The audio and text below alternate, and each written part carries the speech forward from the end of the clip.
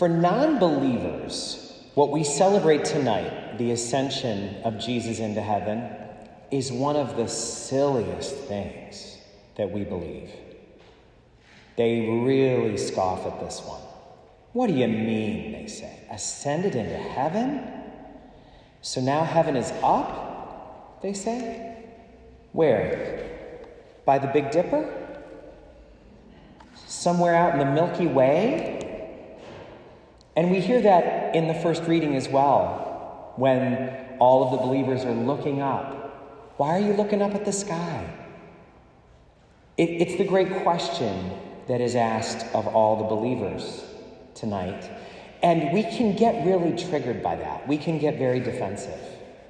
It makes us look simple to believe something that we can't really explain. It makes us look maybe old-fashioned, a little bit quaint, not so sophisticated. The refrain of the non-believers is usually, prove it. Just prove it to me and I'll believe it. But of course, faith doesn't work that way. And one of the things that I have discovered over the course of my 5.5 years journeying here, my almost 8 years as a priest, is that some of the holiest people in our church do not try to prove it. They don't take the bait.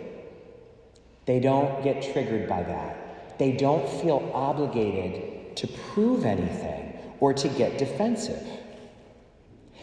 In fact, a lot of you have heard the podcast that we've been producing as a parish called Profiles of Endurance with regular parishioners, everyday folks. Some of them are here right now. We've got a couple of folks here right now that have been featured with remarkable stories. And one of the things that many of them say at some point in those conversations is, Father, my faith is simple. I'm not fancy. I don't know all the jargon. I don't have fancy lingo to tell you. I don't know what theologian said it or what saint goes with what belief, but I have a deep belief. It's a simple faith. Sometimes they'll say it almost apologetically. Father, I don't know what to say to you because you're a priest and I have such a simple faith. Meanwhile, the people on this podcast, our neighbors, have the kind of faith that can bench press about 1,000 pounds of sorrow, about 5 tons of doubt. These are people who have faced the unfaceable. And the reason that faith is so powerful, even if you don't have the right words, even if you don't know the vocabulary and you can't explain it, the reason is because the soul can know things that the mind can't understand. The soul can know in a deep way what the mind can't articulate for people who don't believe. Where did we get the idea that humans were ever going to understand everything? If we pay attention to how much we know about life and about the universe, we should know that humans don't understand all that much, really. I mean, most of human history, we thought that the sun revolved around the earth. We actively thought that. We taught it, we told everybody. And when we learned that we were wrong, it didn't go easy. We were not ready to adjust to that. But now, because we know that the earth revolves around the sun, we might get a little chip on our shoulder, like we're getting kind of big for our britches, like we know everything. We say, we put a rover on Mars. Think of that. Now, if you haven't gone yet to see the Mars rover YouTube live stream, you really have to. I mean, it's not as interesting as our live stream, I don't think. But it's still pretty good.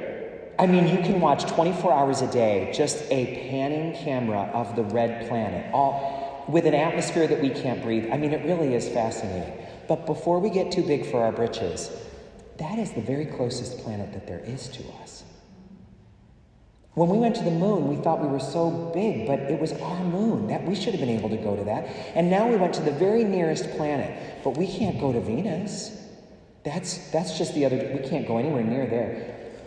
The sun, our sun, we can't approach. We can't even look at it. We don't know how to get there. Meanwhile, our sun is one of billions and billions of suns. And we can't even get to the one that's right near us. So there's so much of the universe, so much of life that we don't understand. So we should not be too quick to believe that if something in our faith is not easily understandable, then it's false. Clearly that can't be true.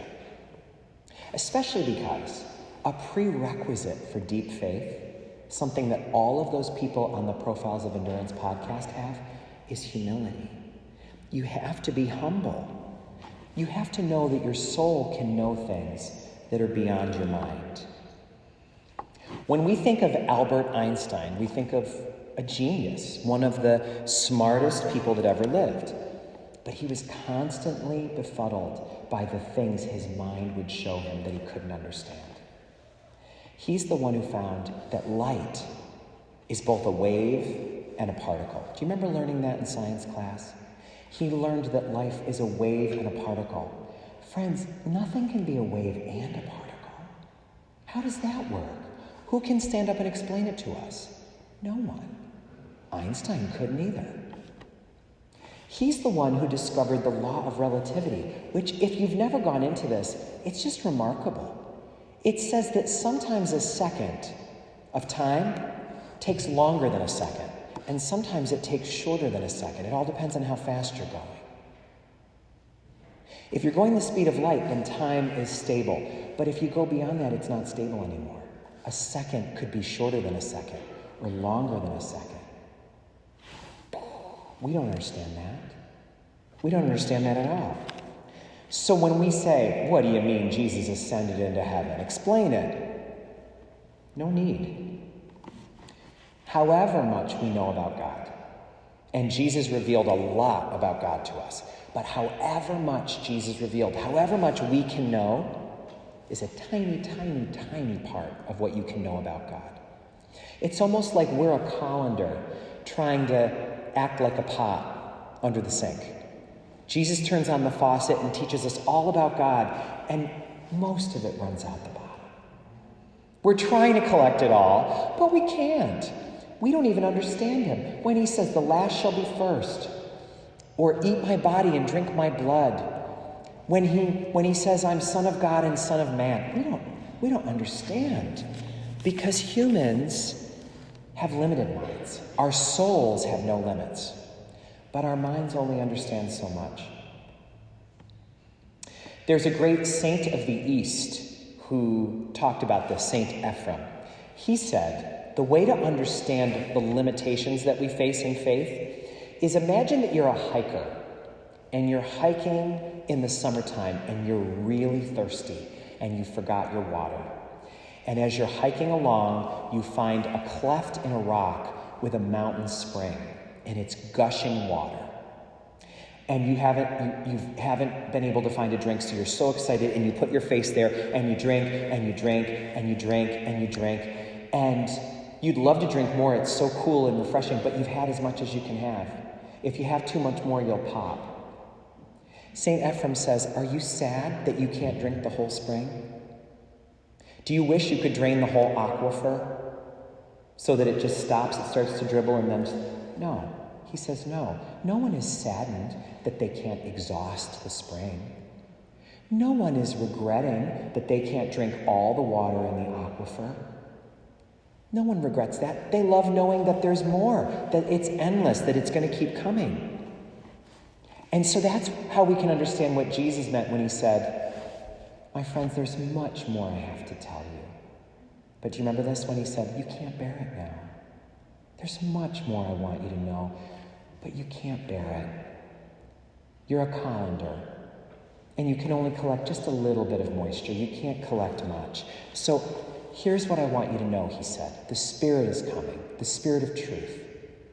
And the Spirit of truth will guide you to all truth.